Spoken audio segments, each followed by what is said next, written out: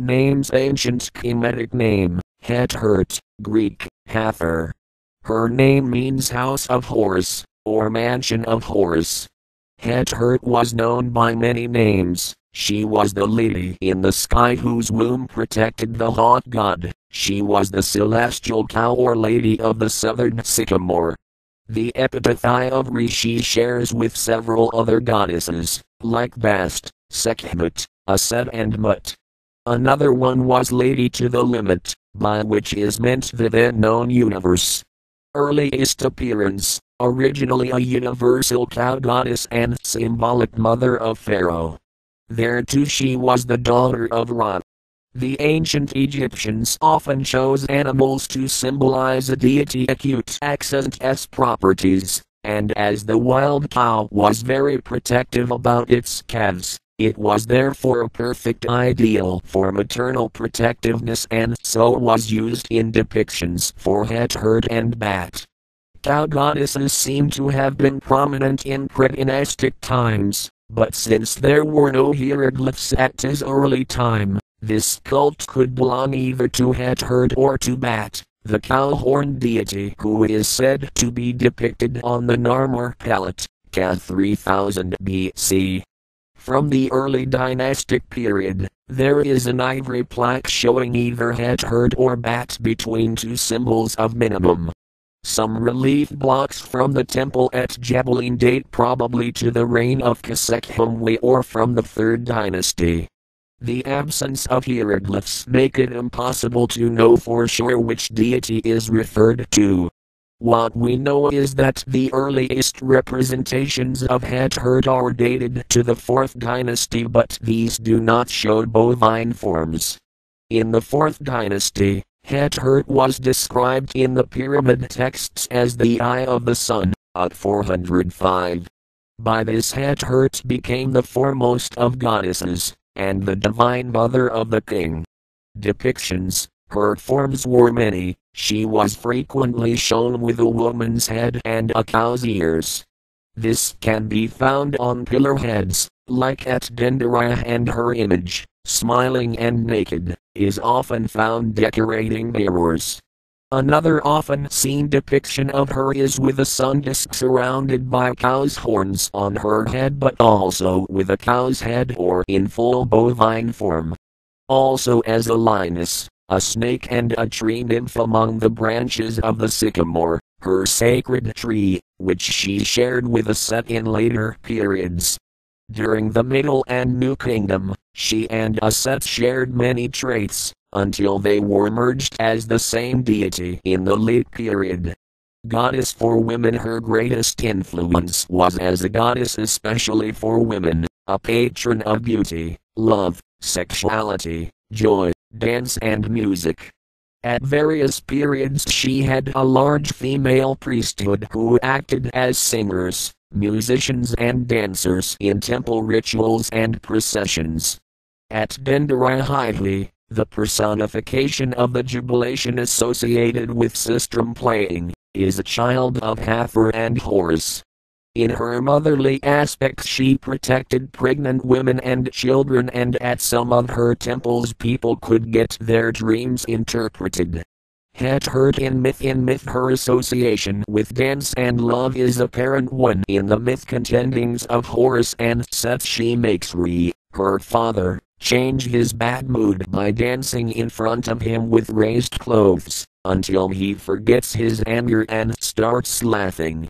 In another myth, the destruction of mankind, Hathor acute accent s other side comes to show, as she changes into Sekhmet, who on the order of Re goes out to punish mankind for their transgressions against him. In her rage and bloodthirst she nearly wipes out all humans, and the gods have to contrive to make her drink beer colored red. She gets drunk, falls asleep, and when she wakes up, she turns back to being Hathor. There is also the myth of the distant goddess quote, in which Hathor becomes angry with her father Re and decides to leave Egypt altogether. Re of course gets very sad because of losing his eye and wants her back. In the wilderness, Hathor has now changed into a wild cat and totally unmanageable for gods or man. She kills those who tries to get near her. In the long run, Thoth disguises himself and manages to lure her back to Egypt, all the time telling her stories to keep her attention. Finally back, she bathes in the Nile, which cools her rage and changes her back into Hathor, but not before the water has turned all red from her anger. There is another version of this myth, where it is Tefnut who leaves Egypt and Shu who gets her back. Mortuary deity. In Thebes, Hathor held some importance even as a mortuary deity, shown here in the form of a cow and thought to receive the deceased, just as she received the setting sun, preserving it from the powers of darkness. In fact, in the book of Going Forth by Day, she is said to join Re, as he disappears below the horizon. Thus she was sometimes called the female soul with two faces or Lady of the West. In the underworld, her outer garment, if worn by a person traveling through there, can provide safe passage. The seven Hathors were goddesses of fate. Their role was to determine the destiny of a child and in tombs, Nefertari acute accent s, and in the book of Going Forth by Day they were shown in cow form. The reason for such a grouping is probably because the number 7 was considered symbolic in ancient Egypt and therefore associated with different groupings of deities. For example, was Re said to have 7 boss souls. The 7 Hathors are a grouping of various aspects of Hathor.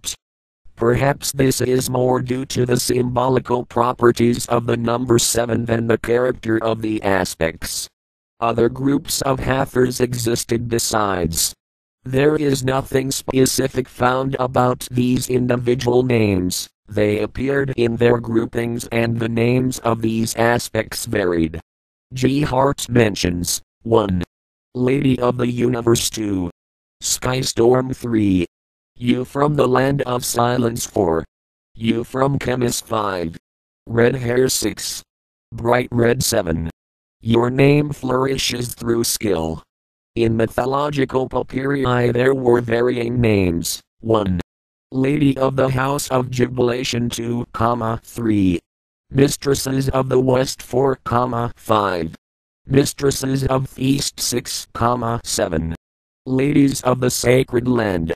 Wilkinson mentions names like Mansion of Cahacute accent s silent one, she who protects much beloved.